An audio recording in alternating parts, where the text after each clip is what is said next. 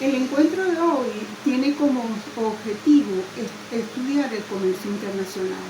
¿Y por qué la importancia de estudiar el comercio internacional? Porque allí vamos a ver todo lo que ocurre en las relaciones económicas de un país y el resto del mundo. Y esas operaciones que están realizadas se efectúan entre residentes y no residentes de un país.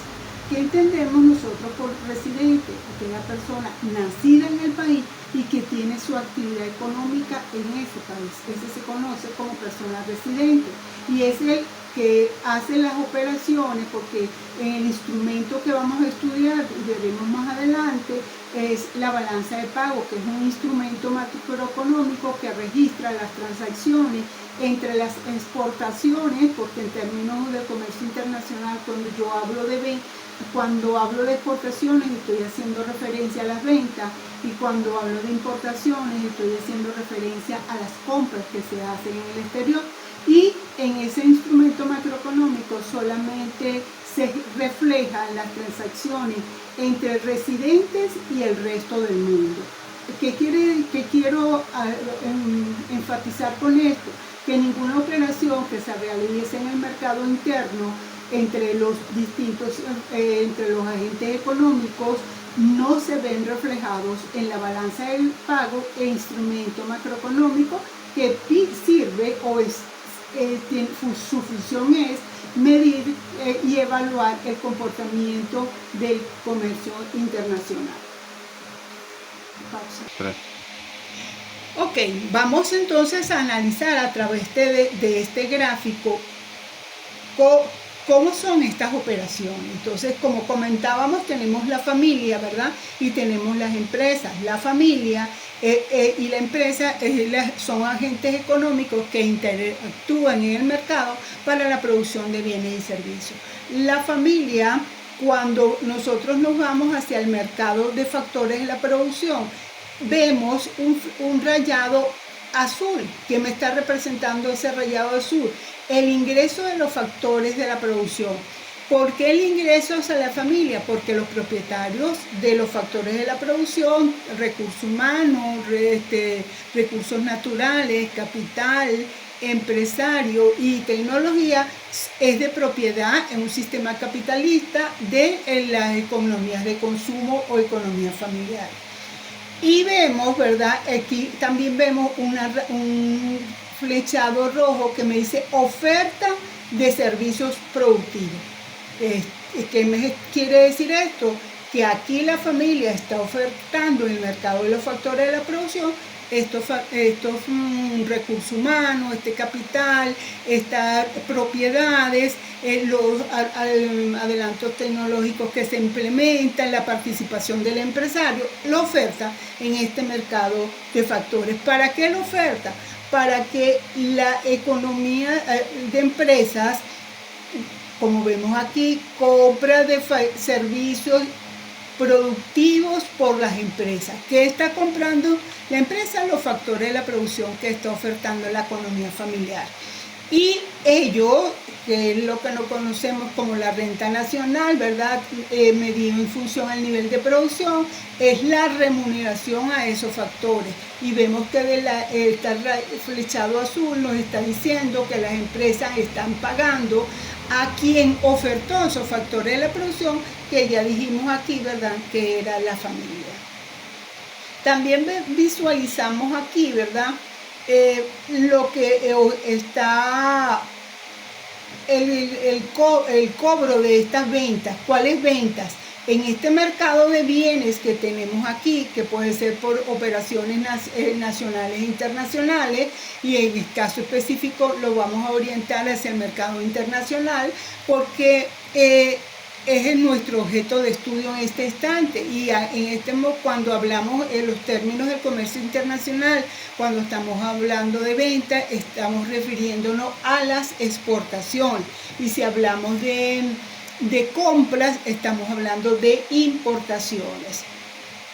Entonces estamos hablando acá que en este mercado de bienes se producen esos bienes y servicios que son los que consumen las economías familiares, gasto de la familia, y por aquí el cobro por ventas de esos bienes y servicios adquiridos por la familia.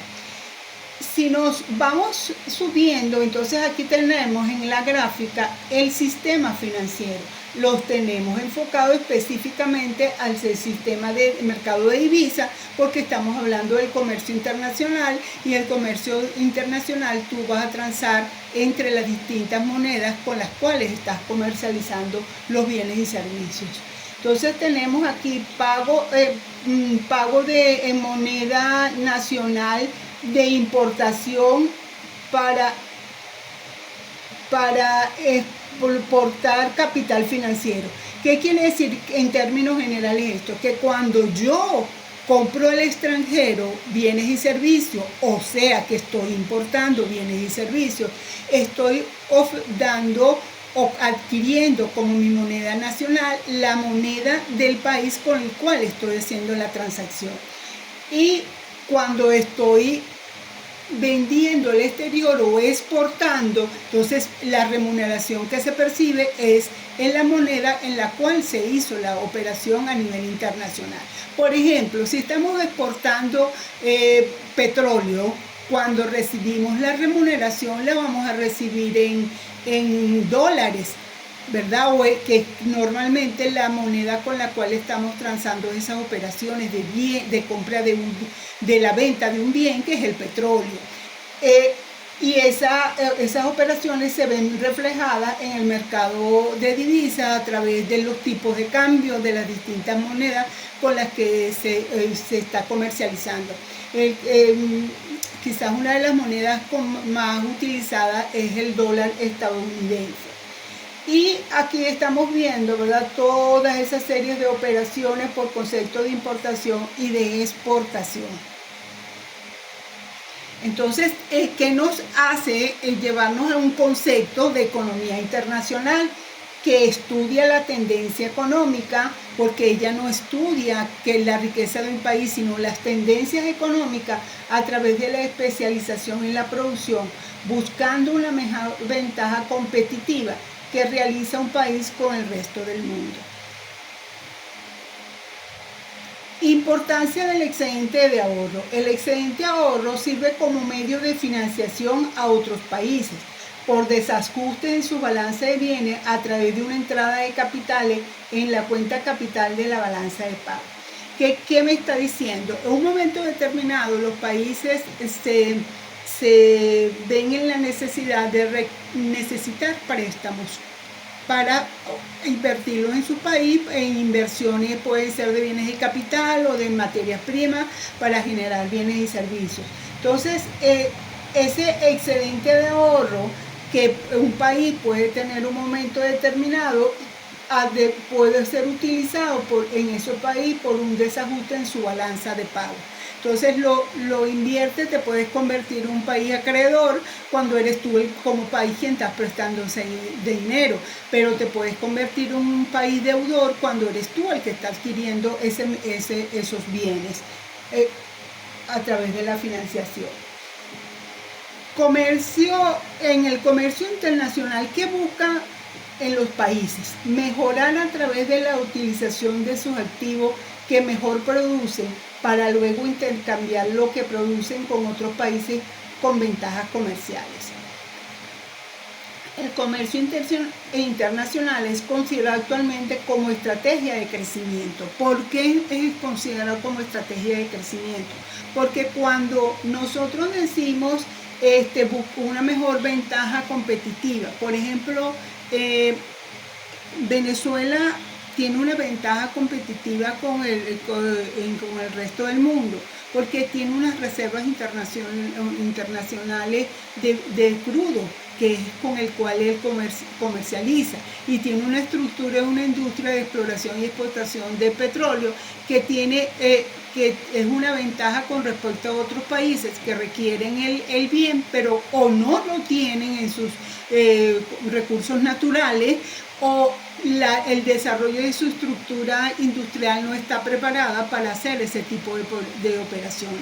Por lo tanto, para Venezuela esa es una ventaja competitiva, y a la hora de comercializarlo se convierte en un liderazgo dentro de las empresas porque es la que viene definiendo cuál es la cantidad de bienes que está que se vende, el precio del bien con el cual se está transando.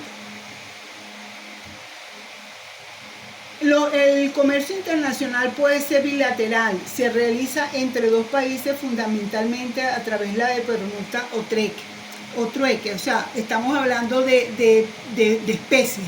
Estoy cambiando un activo por un bien, pero no en términos de moneda, ¿no?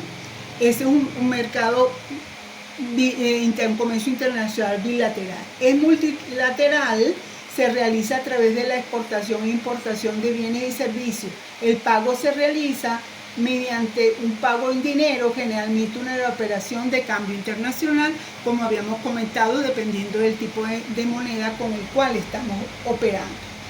Entonces aquí tenemos, ¿verdad? ¿Qué es lo que podemos ver? Una economía abierta. ¿Qué queremos decir con esto? Cuando se relaciona con otras economías del mundo. Eso es una economía abierta. ¿Qué es el comercio internacional? Son las relaciones económicas y la interdependencia entre países. ¿Cuáles son las ventajas comerciales? En un país resultan de la eficacia en la producción de algunos bienes y servicios. ¿Y cuál es la ventaja absoluta que puede tener un país? Cuando el costo de cierto bien es inferior al costo del mismo bien en el exterior. Entonces, por supuesto, ya allí tiene una ventaja absoluta con respecto a la comercialización con otros países. Entonces, ¿cuál es el indicador que mide el grado de apertura entre los países? El cociente entre las exportaciones o las importaciones y el Producto Interno Bruto. Este indicador se mide matemáticamente con la suma de las exportaciones e importaciones de los bienes y servicios de un país y se divide entre el Producto Interno Bruto. Ese índice de apertura al comercio internacional. ¿Qué buscamos con ese índice? Medir ese grado de apertura entre los países a través de la evaluación de los factores como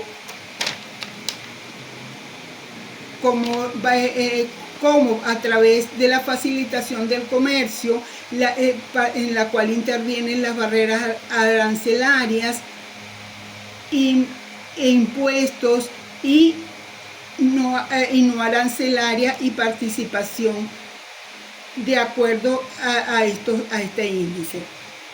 En esas ventajas absolutas, cuando el costo de cierto bien es inferior al costo del mismo bien en el exterior, como acabamos de mencionar.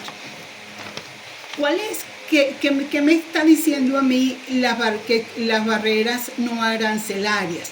Son restricciones comerciales que no implican el pago de impuestos. Por ejemplo, los requisitos de calidad, las normas técnicas, medidas sanitarias y fitosanitarias. ¿Y qué entendemos por medidas fitosanitarias? Son regulaciones y normas que buscan prevenir la introducción y propagación de plagas y enfermedades de las plantas a través de controles de la importación y exportación de productos vegetales como infecciones, certificaciones, inspecciones, certificaciones, tratamiento y requisitos de embalaje. Hablando nuevamente del índice, el indicador, lo vuelvo a mencionar, ¿cómo lo vamos a obtener? Tomamos nuestras exportaciones e importaciones de un periodo determinado y se divide entre el Producto Interno Bruto de ese mismo periodo. Él nos está midiendo la proporción del comercio internacional en relación con la economía de un país. Y cuanto mayor sea el valor del índice, será el grado de apertura del comercio internacional. Si estimamos por encima uno, cualquier valor me está midiendo en la cantidad en la cual ese país tiene apertura hacia el comercio internacional. ¿Y cuál es la importancia de la apertura hacia el comercio internacional? Que si nosotros estamos hablando de cómo lo vamos a saber, bueno, sabemos que la apertura, pero a través de qué lo medimos, como comenté en un momento, la balanza de pago es el instrumento macroeconómico que mide e indica las transacciones económicas entre los residentes de un país y el resto del mundo. ¿Qué son residentes? Vuelvo a tocar el tema de los residentes de un país. Los residentes de un país son aquellas personas nacidas en el país y aquellas personas que no son nacidas en el país, pero tienen su vida aquí activa económica. Vamos a suponer un argentino que vive en Venezuela, pero él no es venezolano, pero él vive, toda su actividad económica la realiza en Venezuela. Él es un residente venezolano que cuando está haciendo sus operaciones en el comercio internacional, él es el residente que va a comercializar con el resto del mundo. Este instrumento o estas medidas que tenemos aquí es la balanza de pago. ¿Cómo está estructurada la balanza de pago? La balanza de pago tiene unas cuentas específicas con las cuales nosotros podemos analizar el comportamiento de la balanza de pago. Tenemos acá, cuando visualicen el material escrito, podrán ver con mayor detalle las operaciones que aquí se están reflejando de la balanza de pago. Esta es una balanza de pago de Venezuela de la serie del año 97 al 2018. En esa podemos ver aquí la cuenta corriente. La cuenta corriente está formada por la balanza de bienes o balanza comercial, la balanza de servicios y la balanza de transferencias unilaterales. Cuando nosotros hablamos de la balanza, entonces, como decimos, ¿verdad? La balanza de pago está estructurada por la cuenta corriente, la cuenta capital y financiera, la cuenta de reserva y la de errores y omisiones. Cuando hablamos de la cuenta corriente, estamos hablando de todos los bienes y servicios que se transan entre la economía venezolana y el resto del mundo. Y si hablamos específicamente, la balanza de pago nuestra está clasificada en la balanza de bienes, específicamente hablando de ella, en exportaciones petroleras y no petroleras. Quizás la base principal de esa estructura es que como nos caracterizamos por ser un país eminentemente monoexportador.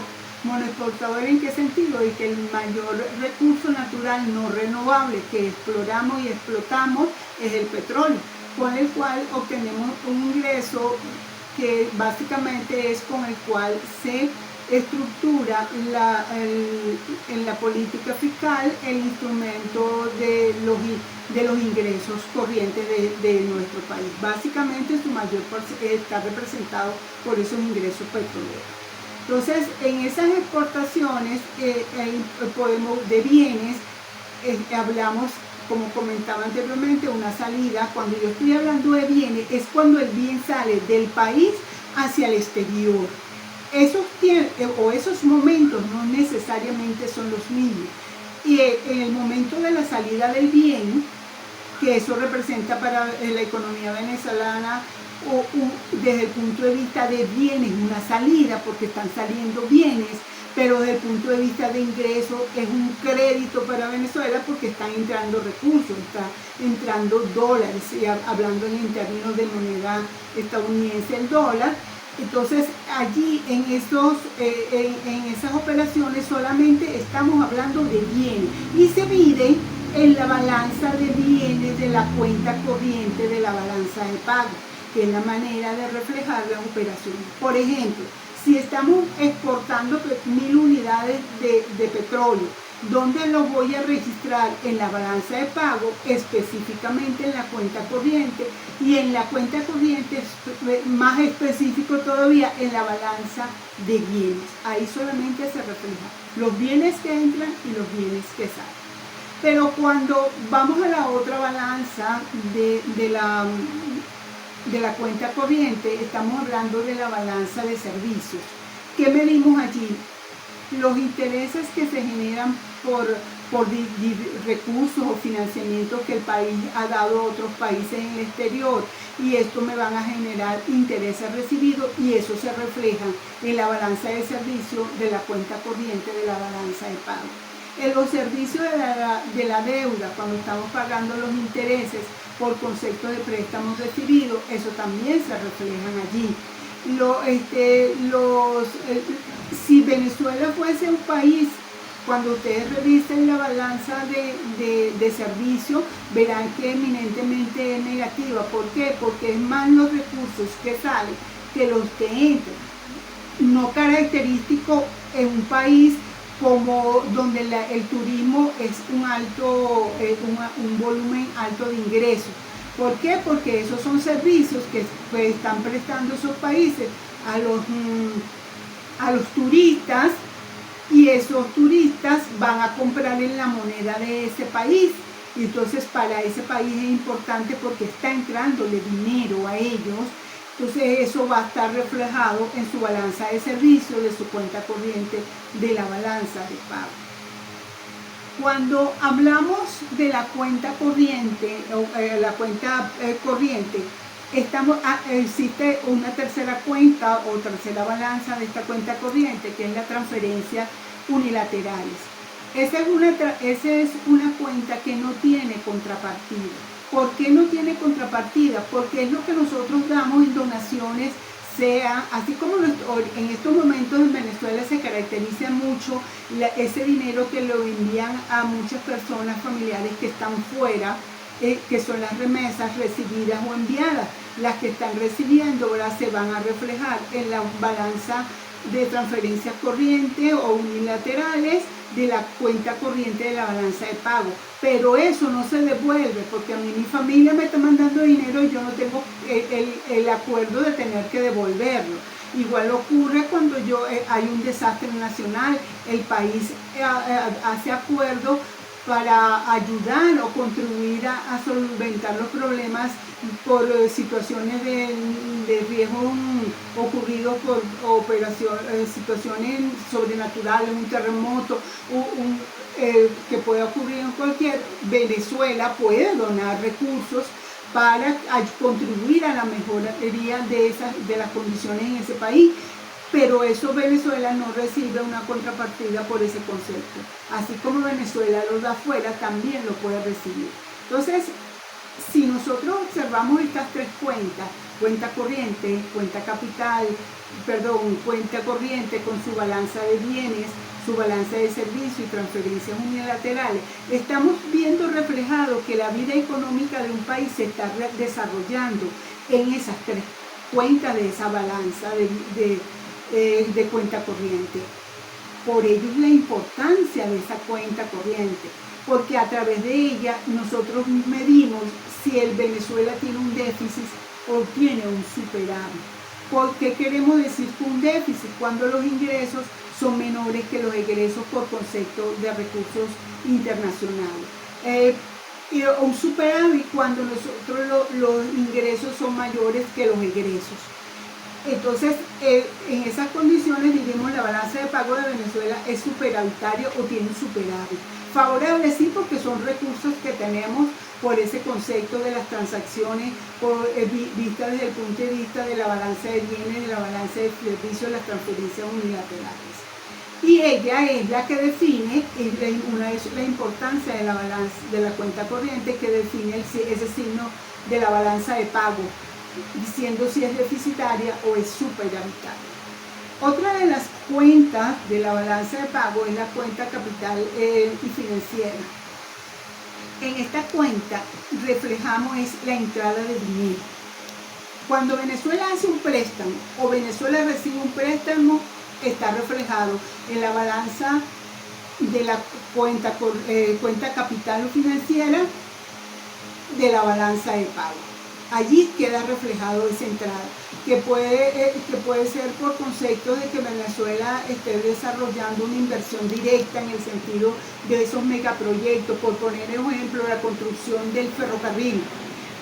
puede ser un acuerdo entre países en el cual está aportando dinero hacia Venezuela, eso está reflejado, entra por allí, por esa cuenta.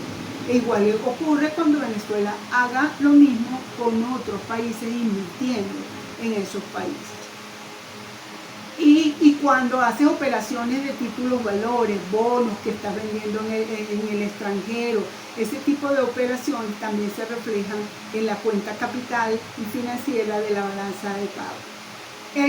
Aquí hablamos de la cuenta de errores de omisiones. Un principio decía que cuando hacemos los momentos no son los mismos, no es el mismo momento de una entrada, de salida del bien cuando recibe el pago.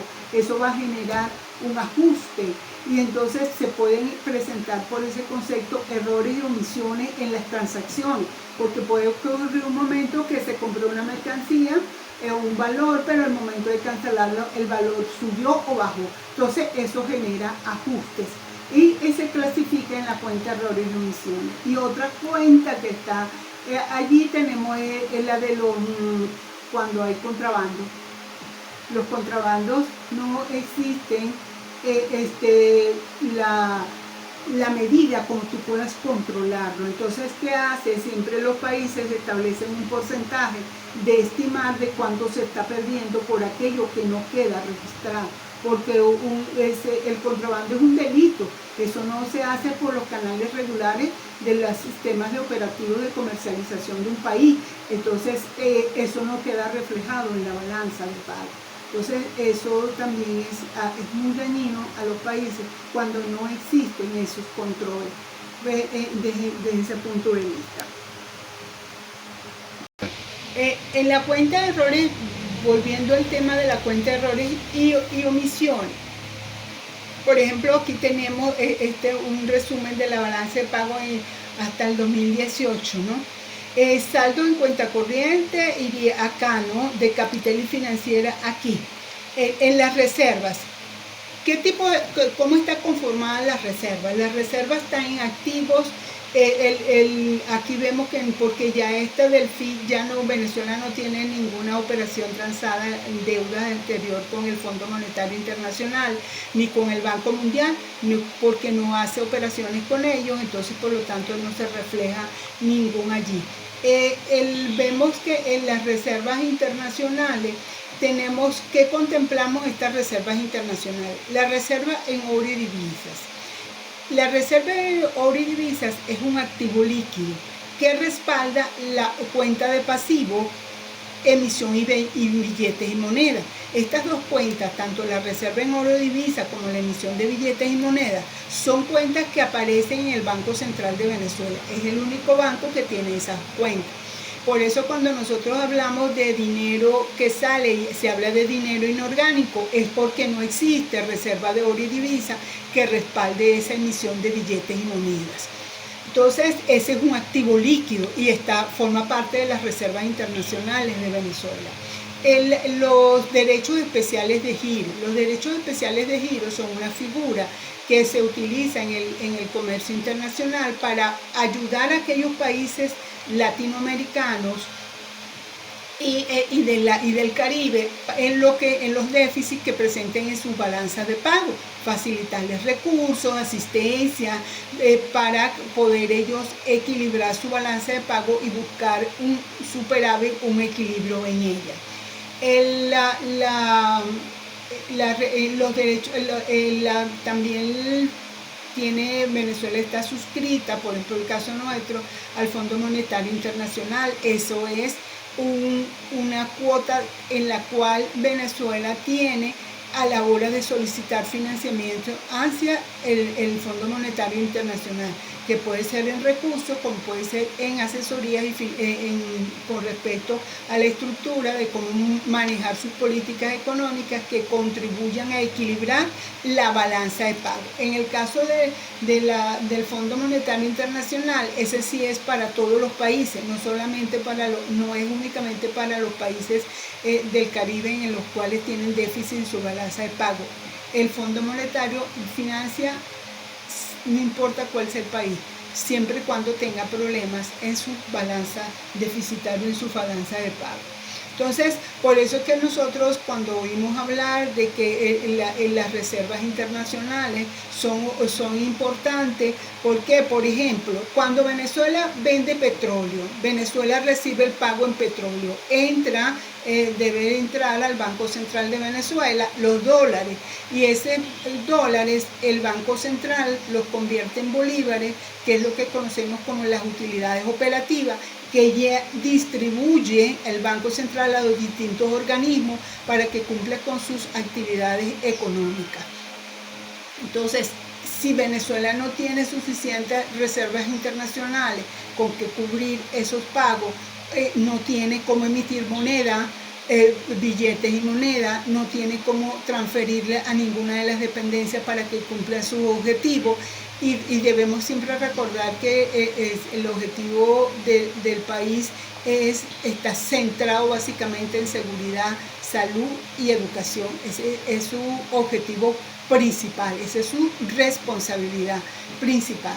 Entonces, esos recursos se generan tanto por las operaciones que ellos reciben por concepto de lo que exportan, así como también por las operaciones que realizan las empresas en los países, y eso generan los impuestos, y sabemos ya nosotros que los impuestos indirectos que se generan por las actividades económicas que pagan las empresas cuando nacionalizan una mercancía, una materia prima, una maquinaria, cuando va a nacionalizarlas, esos son con los consulados, los fletes que se pagan, todo eso, ¿verdad? Ese tipo de operaciones son impuestos que pagan las empresas hacia el Estado, y eso sabemos que es un ingreso corriente, que en el caso nuestro no es superior al ingreso por la actividad petrolera. Entonces, por eso es la importancia de las reservas internacionales, porque eso nos da una credibilidad a nivel mundial, la capacidad de riesgo. Si tus reservas internacionales son altas, quiere decir que tú tienes la capacidad para buscar financiamientos fuera, y porque tienes cómo respaldar esa financiación. Entonces, eso no te colocaría a ti en un riesgo país. Y eso es uno de los aspectos que nos contribuye y que medimos nosotros a través de la balanza de pago.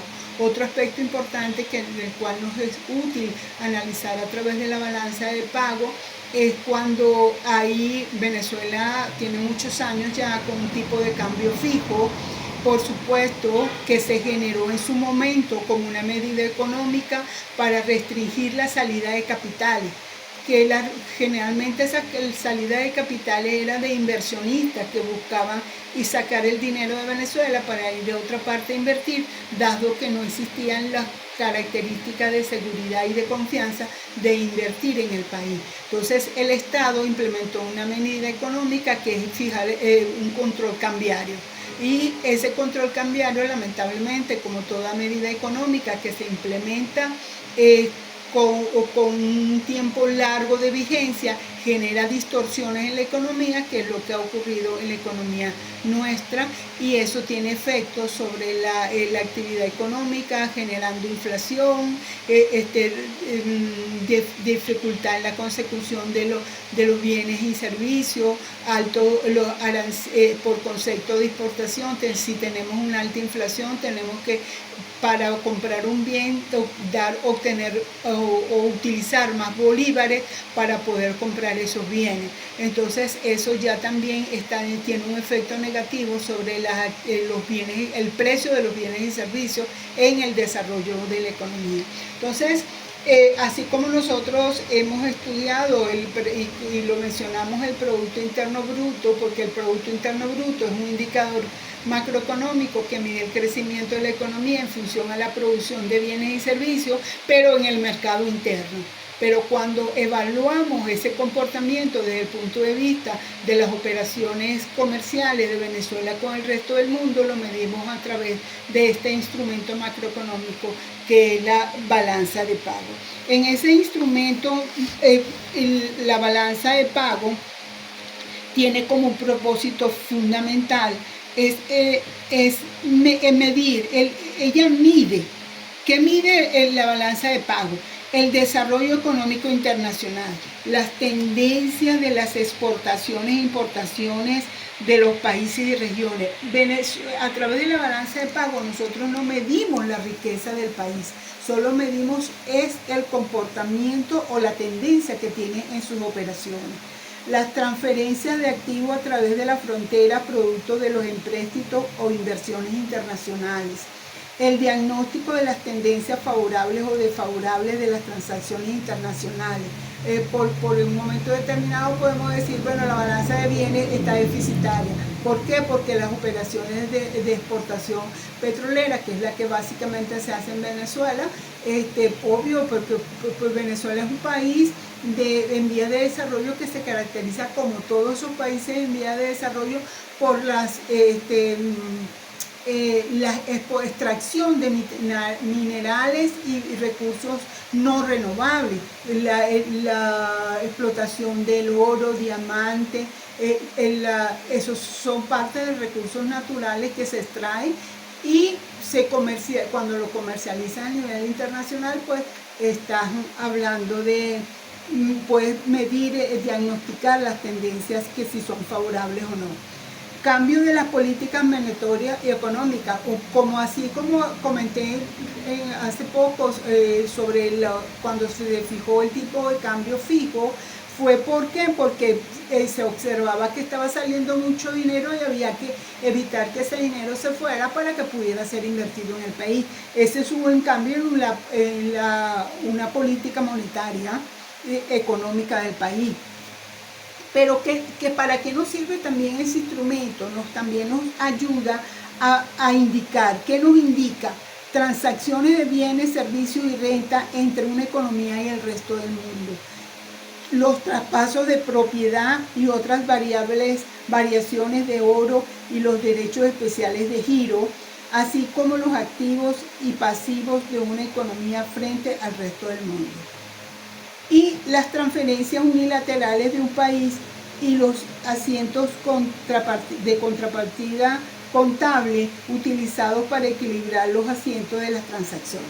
¿Qué fue lo que explicaba sobre los ajustes en los momentos, en los tiempos que no son los mismos de la entrada y salida de un bien que lo que ocurre con sus pagos? Las transacciones de entradas en las cuentas se registran como créditos, que representan flujos positivos de recursos reales o financieros a favor del país.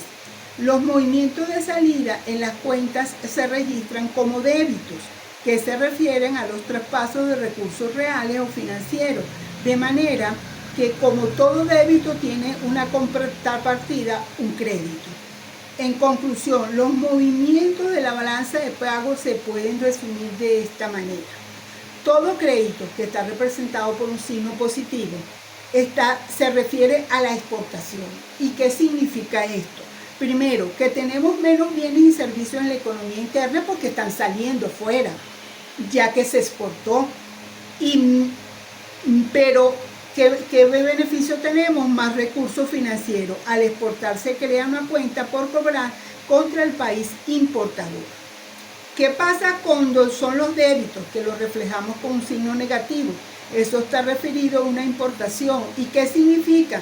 Que tengo más bienes disponibles, que son los importados, pero menos recursos financieros, ya que tengo que pagar por la importación. La balanza de pago es una cuenta entre residentes de un país y el resto del mundo, como hemos mencionado en varias oportunidades. Y fijando más amplio el concepto de residente, podemos entenderlo como del residente de una economía, el gobierno, las personas físicas residentes en el país, independientemente de su nacionalidad, excepto los estudiantes extranjeros y diplomáticos y las empresas que operan en un país determinado. Por ejemplo, la empresa Cisco, que está en Estados Unidos, esa no es una empresa, esa es una empresa venezolana que está ubicada en otro país. En el caso de cuando hablamos de los estudiantes extranjeros, que están estudiando becas aquí en Venezuela o venezolanos que están estudiando fuera, ellos no son de ese país, ellos son venezolanos que están fuera momentáneamente, entonces ellos no son residentes del país donde están estudiando. Y los diplomáticos que están aquí en todas las embajadas venezolanas, ellos no son residentes venezolanos, ellos están cumpliendo funciones por periodos determinados. Como entendemos que es la balanza de pago, una cuenta de transacciones económicas internacionales.